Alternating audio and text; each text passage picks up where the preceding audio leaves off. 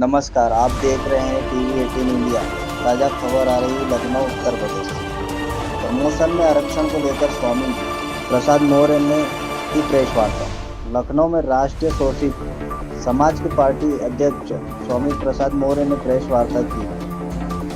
कहा 7वें चरण की यात्रा की शुरुआत होने जा रही है, जो 14 तारीख से होगी। बुंदेलखंड से फतेहपुर से शुरुआत होगी।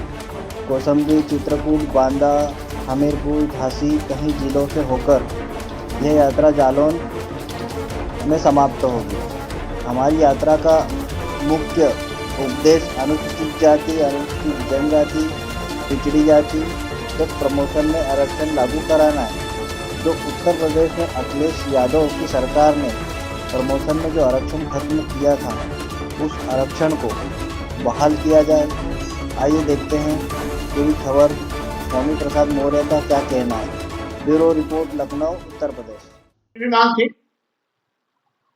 बेरोजगारों को नौकरी दिया जाए, और जब तक नौकरी नहीं मिलती है तब तक उनको बेरोजगारी भत्ता दिया जाए। किसानों को लाभकारी मूल्य दिलाने का सरकार ने वादा भी किया, लेकिन आज तक लाभकारी मूल्य नहीं दिला पाई। इसलिए लंबे अरसे से चली आ रही किसान की एक मांग है कि किसानों के उत्पाद का न्यूनतम समर्थन मूल्य घोषित किया जाए, लेकिन सरकार अभी भी उससे आनाकानी कर रही है।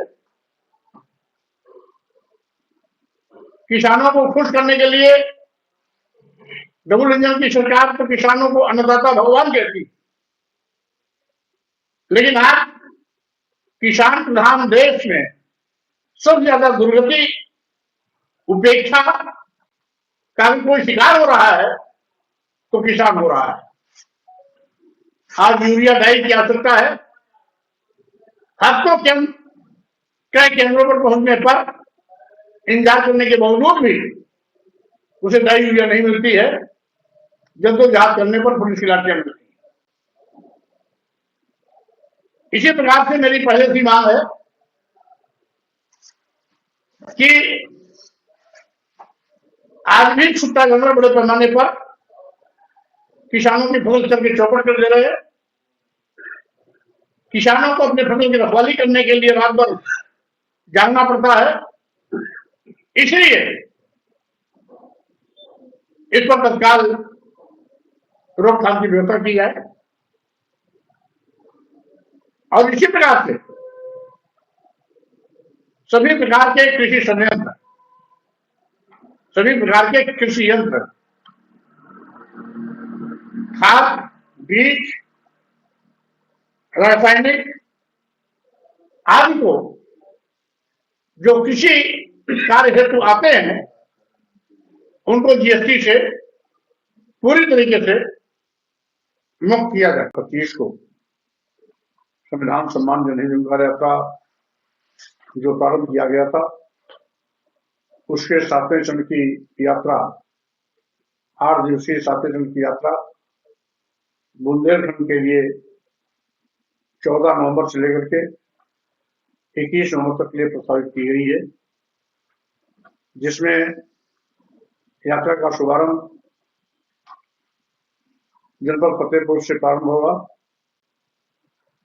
फतेहपुर, कौशाम्बी, चित्रकूट, बांदा, हमीरपुर, महोबा, ललितपुर, झांसी होते हुए जालौन में 21 तारीख की शाम को यात्रा का 7वें चरण का कार्यक्रम पूरा होगा।